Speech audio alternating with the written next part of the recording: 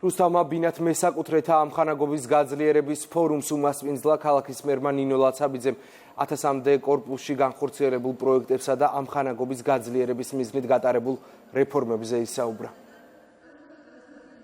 განვიხილეთ ის საკითხები, რომლითაც ჩვენ გარკვეული პროგრამებით გავაძლიერებთ ბინათ მესაკუთრეთა ამხანაგობებს, დავძლებთ იმ გამოწვევებს, რაც ყოფითი მიმართულებით გვაქვს იმ ინფრასტრუქტურულ პროექტებს განვახორციელებთ, რაც მათი მხრიდან დგება ყოველდღიურად სამსახურის წინაშე. ურთიერთობის ეს ფორმატი არის განსაკუთრებული მნიშვნელობის მაგალითი, ჩვენ გვაქვს შესაძლებლობა, რომ მუდმივად ვიყოთ დიალოგში ბინათ მესაკუთრეთა ამხანაგობების მეშვეობით ჩვენს მოსახლეობასთან. კომუნიკაციის ეს შესაძლებლობა გვაძლევს ჩვენ იმის საშუალებას, რომ უფრო სწორად, უფრო მეტად ხარისხიანად დავგეგმოთ ან შევქმნათ ახალი სერვისები. ყველა პროექტი აბსოლუტურად ჯანსაღია და რაც თავარია შინაარსობრივად სწორედ არის მორგებული ქალაქის საჭიროებებზე. მიზანი არის ის, რომ მოსახლეობა მიიღოს ის, რაც აწუხებს, რაზეც ფიქრობს, რაზეც ზრუნავს.